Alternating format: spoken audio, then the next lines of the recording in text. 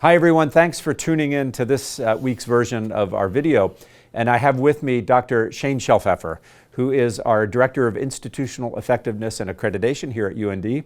And we have a lot of news to talk about today. But Shane, welcome. Glad you could be here. Well, thank you for having me today. Yeah, so why don't you, as we get started, tell our viewers a little bit about yourself and how did you end up here at UND? Sure, yeah. So I'm originally from Sioux Falls, South Dakota, so the other Dakota, but I am familiar with UND as I've been a student here since 2018. For your second PhD?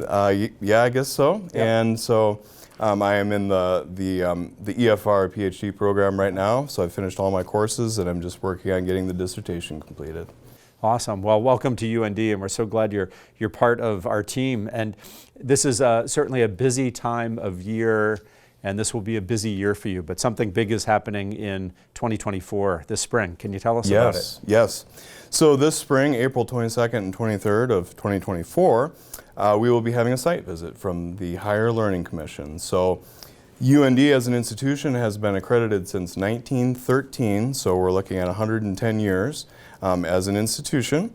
And so this is part of our 10-year cycle to go through our reaffirmation of accreditation process. Nice. And certainly there'll be information resources and outreach and feedback opportunities that come along with this visit. Can you share some ideas there and what's going to happen this spring? Absolutely, yeah. So starting in January, well, maybe I'll back up. For the present time, we're currently working on completing the assurance argument, which is essentially a 35,000 word document with evidence files that sort of makes our case that we're meeting the standards that are required of us. Yeah, what used to be known as a self-study. Yes, right. Yes. Yeah. The language has changed a little bit, yes. And so we're working on that, and we should be concluding with that here for sure by the end of December. And so then that draft will be available for the UND community. So starting in January, the first 2 weeks back for the spring semester, we will be having 2 open houses over at the Union. So the first one will be Thursday, January 11th, and that will be from 4 p.m. to 6 p.m. in the small ballroom. And then the other one will be on Wednesday, January 17th from 11:15 a.m. to 1:15 p.m., again, also in the small ballroom.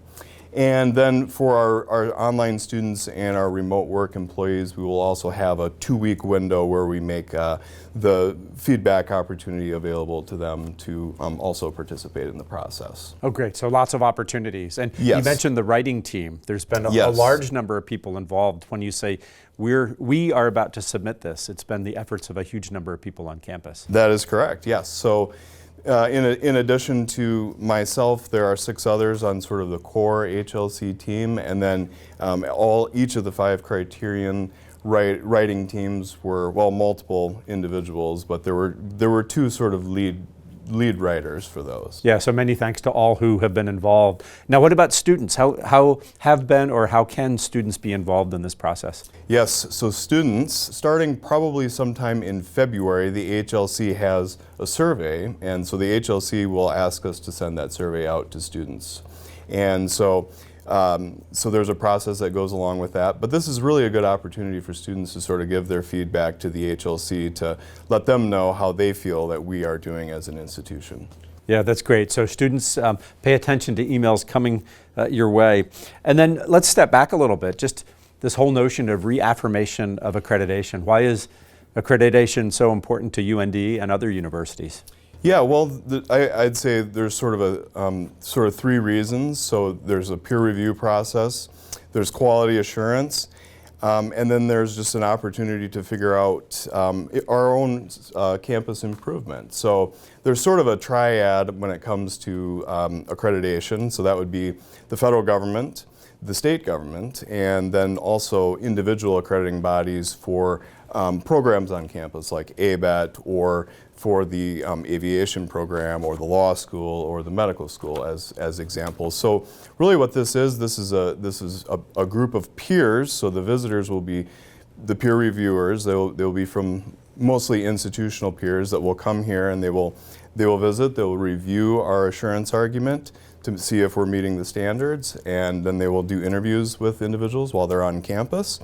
And so this is kind of the quality assurance piece to let let the community know, let the citizens of North Dakota and our peer institutions in the region also to know that we're meeting these standards and how we're doing this. And then we also have, of course, the piece with the federal government to let them know that we're in compliance. And then it just really offers us a great opportunity for finding little areas here and there that we might not otherwise uncover or look at, to make sure that we're finding areas that we can improve. And it really ties in really well, I think, with our new LEADS initiatives as well. Absolutely. And continuous improvement and public trust, those are key elements of the accreditation process.